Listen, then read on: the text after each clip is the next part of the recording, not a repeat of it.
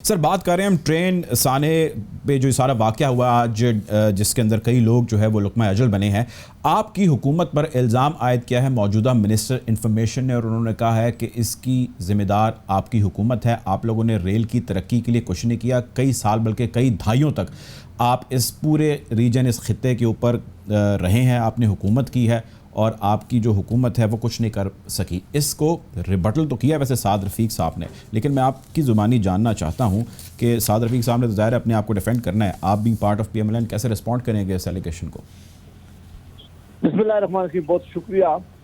دیکھیں یہ کتنی شرم کی بات ہے، یہ کتنی تکلیف دہ بات ہے کہ آج اتنا حادثے کے بعد حکومت کو چاہیے تھا کہ وہ فیملی کے ساتھ مدد کرے. حکومت کو چاہیے تھا کہ وہ اپنی جو ان سے فیملی جو گزر رہی ہیں ان کے پاس جاتے.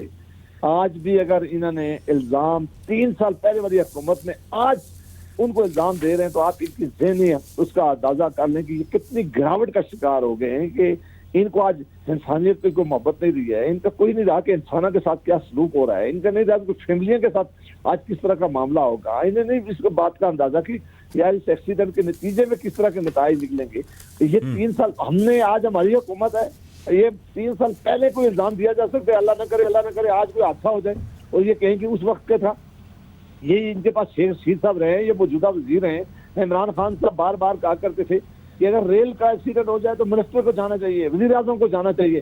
اور آج میں بہت ہی دکھی ہوں کہ اگر وہ ایسے الفاظ استعمال کر رہے ہیں اور اس طرح انہوں نے الزام لگانے کی کوشش کی ہے اور اس پہ اگر آج وہ سیاست کر رہے ہیں تو اس سے زیادہ دکھی اور کوئی بات نہیں ہو سکتی. دیکھیں سر، ان کا جو ظاہر ہے ان کا پولیٹیکل تو ظاہر آبجیکٹیو ہے کہ انہوں نے اپوزیشن کو اس کا مورد الزام ٹھہرانا ہے، لیکن اس کے علاوہ کچھ ہسٹوریکل فیکٹس ہیں جو کہ اس چیز کی ترجمانی کر رہے ہیں کہ ماضی کے اندر ہی آپ کی حکومت کے ریسنٹ ٹینیور کے اندر بھی ایسے واقعات ہوتے رہے. میں مثال کے طور پہ آپ کو بتا دوں، 2013 جولائی کے اندر خانپور کے قریب جو ہے وہ ٹرین رکشے سے ٹکرا گئی، 14 افراد جاں بحق ہوئے. 2 جولائی 2015 کو گجرانوالہ میں ٹریفک حادثہ ہوا جس میں ٹریفک آ گئی ٹرین پٹری کے آگے، 19 افراد جاں بحق ہوئے. 17 نومبر 2015 کو ہوا بلوچستان میں جس میں 20 افراد لقمہ اجل بنے. 3 نومبر 2016 کو کراچی میں لانڈی کے علاقے میں 2 ٹرینیں آپس میں ٹکرا گئی اور 21 افراد جاں بحق ہوئے.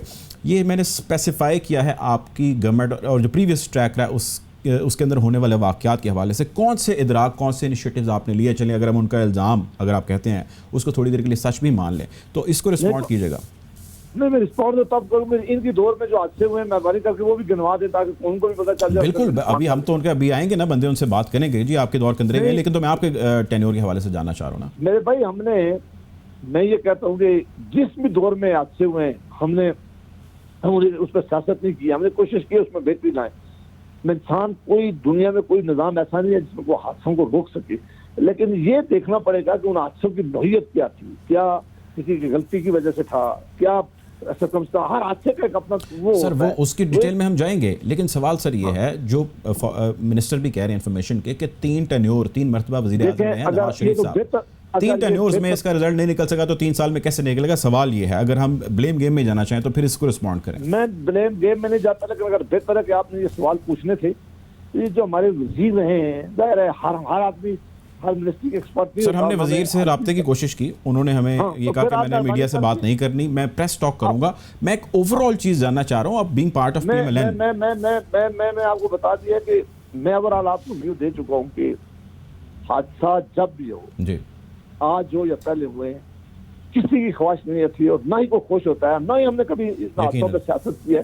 ضرور ان پہ ریمیڈیل ایکشن ضرور لینے چاہیے کہ ایک حادثہ جو ہوا ہے اس کو دوبارہ نہیں ہونا چاہیے، روکنا چاہیے. اس کا ہر حادثے کی اپنی نوعیت ہوتی ہے، اس کا اپنی بات کر سکتا ہے. میں نے آج رسپونڈ کیا کہ میں نے کہا کہ یہ الزام پچھلی حکومت کو دینا جائز نہیں ہے، اور اگر ہمارے وقت میں حادثے ہوئے تو ہم کہیں کہ نہیں یہ پیپل پارٹی کے دور کی وجہ سے حادثے ہوئے یا پچھلے 50 سال کی وجہ سے ہوئے. بھائی جو رسپانسبل آدمی ہوتا ہے، مثلا ایک آدمی پائلٹ جہاز لے کے جا رہا ہوتا ہے اور اللہ نہ کرے اس کی غلطی سے کوئی حادثہ ہو جائے تو وہ سارے بعد میں الزام دیں گے کہ کھٹمنڈو میں جو پائلٹ نے گرایا تھا آپ اس کا بھی حساب دیں. اس کا نہیں، اس کا حساب تو پہلے دینا، دوسرے پہ تو بعد میں لے کے جانا ہے کہ اس میں کیا ہوا تھا. اگر آپ نے انیشیٹو ماننا ہے، آپ نے پوچھنا ہے کہ ہم نے ریلوے میں کیا کیا ہے، تو آپ مہربانی کر کے ریلوے کے منسٹر تھے اس وقت، اچھا چلے ریلوے سے باہر نکلتے ہیں سر عباسی صاحب. میرے پاس فگر نہیں ہے. میں سمجھ گیا آپ کی بات. اب ریلوے سے نا تھوڑا سا باہر نکلتے ہیں. میں تھوڑی سی ڈیبیٹ کو گرینڈ کرنے کی کوشش کرتا ہوں. آپ یہ جانتے ہیں, آپ کو پتہ ہے اور آپ اس کو رسپونڈ بھی کرتے ہیں کہ آپ کے اوپر الزام صرف اس واقعے یا اس منسٹری کے حوالے سے نہیں ہے, وہ ایجوکیشن ہو, وہ اسپیشلی فائنانس منسٹری ہو, جتنی بھی منسٹریز یا جہاں جہاں آپ کام کر رہے تھے, یہ گورنمنٹ آپ کے تمام کے اوپر الزام لگاتی ہے اور پبلک کے آگے رکھتی ہے. وہ کہتی ہے کہ جی ہمیں 3 سال ہوئے ہیں, یہ لوگ 3 ٹینیورز میں رہ چکے ہیں, یہ اس کے اندر نہیں ٹھیک کر کے گئے اور ایسی خرابیاں ڈال کے گئے ہیں, اور آپ ہم سے ایکسپیکٹ کرتے ہیں کہ ہم 3 سال کے اندر کر لیں. یہ کس طرح ممکن ہے؟ ہیومنلی پاسبل نہیں ہے. تو آپ اس چیز کو کس طرح رسپونڈ کرتے ہیں sir, not only railway other than the other ministries? یہ بڑا اچھا سوال آپ نے پوچھا, یہ بالکل ٹھیک ہے. جی میں صرف ان کو اتنا جواب دوں گا, میں ان کی توجہ دلاؤں گا کہ ہم برے تھے, ہم اچھے نہیں تھے. آپ لوگوں نے جو وعدے کیے تھے قوم سے کہ ہمیں ووٹ دو اور ہم تبدیلی لے آئیں گے اور ہم 90 دن میں تبدیلی لائیں گے اور ہم یہ کر دیں گے اور ہم مدینہ کی ریاست قائم کر دیں گے, ہم مہنگائی ختم کر دیں گے, ہم غربت, سب کو چھوڑ دیں, آپ کچھ نہیں کر سکتے, آپ اتنے نالائق ہیں. جو قیمت مسلم لیگ نون کے وقت میں جو پرائسز تھی کم از کم وہ تو کنٹرول میں رکھتے نا, وہ قیمت وہی رہتی, ڈالر کی پوزیشن وہی رہتی, بجلی کی قیمت وہی رہتی, گیس کی قیمت وہی رہتی, اس طرح جب انویسٹمنٹ آ رہی تھی تو وہی رہتی ہے. کم از کم اکانومی اس حد تک تو ہم نہ گرا دیتے ہیں اپنی نالائکی کی وجہ سے. آپ کہتے ہیں ہم نے بہتری نہیں لا سکے, لیکن جو چیز ہمیں ملی ہے کم از کم اس کو مینٹین تو کر سکتے, اس کو تو برابر کر سکتے. سر یہ کہتے ہیں کہ آپ نے ذرا میں رسپونڈ کروں. جی آپ پلیز کر لیں. جی پلیز. یہ 500-300 سے 500% مہنگائی دوائیوں میں ہوئی ہے, آٹے میں ہوئی ہے, چینی میں ہوئی ہے, پیٹرولیم میں ہوئی ہے, سوئی گیس میں ہوئی ہے, بجلی میں ہوئی ہے. اور میں نہیں کہتا, انہوں نے اپنے پچھلے 3 سالوں میں 4 فائنانس منسٹر چینج کیے. ہر فائنانس منسٹر کو جب انہوں نے چینج کیا تو انہوں نے کہا کہ یہ ڈیلیور کرنے میں ناکام ہو گیا ہے, اکانومی بہتر کرنے میں ناکام ہو گیا. اور یہ ابھی جو ایڈوائزر آئے ہیں کریم صاحب, جو یہ آئے اگلے دن انہوں نے پریس کانفرنس کی, انہوں نے کہا کہ جو فیس چیک کی پالیسی تھی وہ غلط تھی, اس کی وجہ سے انہوں نے IMF کی کنڈیشن جو تھی وہ مانی ہے جو نہیں ماننی چاہیے تھی, جس کی وجہ سے ہمیں بجلی مہنگی پڑی, ہمیں گیس مہنگا کرنا پڑا, جس کا بہت عوام پہ پڑا ہے. ڈالر کہاں انہوں نے پہنچا دیا, ہم نے 122-23 پر رکھا ہوا تھا, 160 سے اوپر انہوں نے لے کے گئے. یہ جو انہوں نے خرابی پیدا کی, کوئی مجھے بتائیں انہوں نے موٹر وے بنایا, ہم نے 11,000 میگا واٹ بجلی بنا کے سسٹم میں ڈال کے گئے تھے. جب ہماری حکومت آئی تھی, اس سوئی گیس کے لیے, گیس CNG کے لیے لائنیں لگی ہوئی ہوتی تھی. ہم نے وہ معاملہ ختم کیا ہے, گیس LPG لا کر اور دوسری گیس لا کر اس معاملے کو ایڈریس کیا ہے, انڈسٹری چلائی ہے, ٹیررزم کا ہم نے خاتمہ کیا ہے, موٹر ویز بنائی ہیں, سڑکیں بنائی ہیں, ہاسپٹل بنائے تھے.